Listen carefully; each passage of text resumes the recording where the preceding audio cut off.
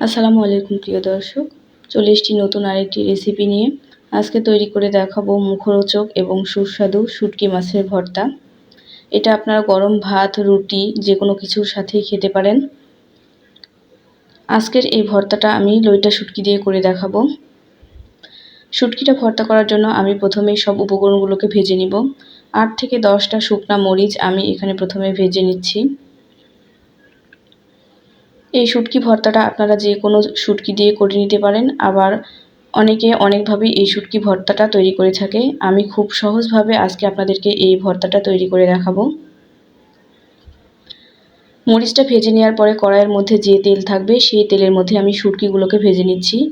2টা বড় সাইজের লইট্টা শুটকি আমি ছোট টুকরো করে কেটে গরম পানি দিয়ে পরিষ্কার করে নিয়েছি। এখন এই শুটকিগুলোকে হালকা একটু ভেজে নিব। বেশি ভাজতে যাবেন না, তাহলে এগুলো শক্ত হয়ে যাওয়ার সম্ভাবনা থাকবে। শুটকিগুলো ভাজা হয়ে গেছে, এখন এগুলো তেল থেকে তুলে নিচ্ছি।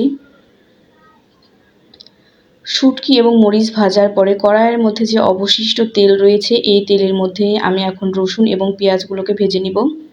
আমি এখানে 5টা বড় সাইজের পেঁয়াজ নিয়েছি, প্রায় 1.5 কাপ মতো হবে, আর 3টা বড় সাইজের রসুন নিয়েছি। এখন এই রসুন এবং পেঁয়াজগুলোকে আমি খুব ভালোভাবে ভেজে নিব। তবে এগুলো পুড়িয়ে ফেলা যাবে না, পুড়িয়ে ফেললে টেস্টটা নষ্ট হয়ে যাবে। এইভাবে আমি আমার রসুন এবং পেঁয়াজগুলোকে নামিয়ে নিচ্ছি। ভাজা হয়ে গেছে, এখন এগুলো ঠান্ডা করে নিব। সবগুলো উপকরণ চাইলে আপনারা ব্লেন্ডারে ব্লেন্ড করে নিতে পারেন, তবে আজকে আমি এই ভর্তাটা শিলপাটায় বেটে তৈরি করব। ব্লেন্ডারে ব্লেন্ড করলে যে টেস্টটা আসবে, শিলপাটায় বাটলে এই ভর্তার টেস্টটা এর চাইতে দ্বিগুণ হয়ে যাবে। তাই একটু কষ্ট হলেও চেষ্টা করবেন এই শুটকি ভর্তার আসল টেস্টটা পাওয়ার জন্য এগুলোকে শিলপাটায় বেটে নেয়ার। তবে হাতে যদি একেবারেই সময় না থাকে, তাহলে সেক্ষেত্রে আপনারা ব্লেন্ড করে নিতে পারেন।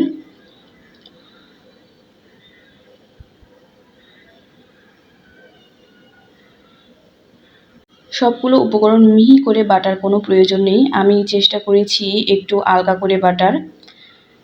মরিচের বিচিগুলো আমি আস্ত রাখার চেষ্টা করেছি, কারণ মুখের নিচে পড়লে এই বিচিগুলো থেকে আলাদা একটা ফ্লেভার পাওয়া যায়, এতে খেতে খুব ভালো লাগে। তবে চাইলে আপনারা একদম মিহি করে বেটে নিতে পারেন। আমার শুটকিগুলো বাটা হয়ে গেছে, দেখুন এটা ঠিক এরকম হবে। বাটা হয়ে গেলে এই পর্যায়ে আমি এর মধ্যে দিয়ে দিচ্ছি সরিষার তেল। এখানে 2 টেবিল চামচ মতো সরিষার তেল দিয়েছি, আর দিয়ে দিচ্ছি সামান্য একটু লবণ।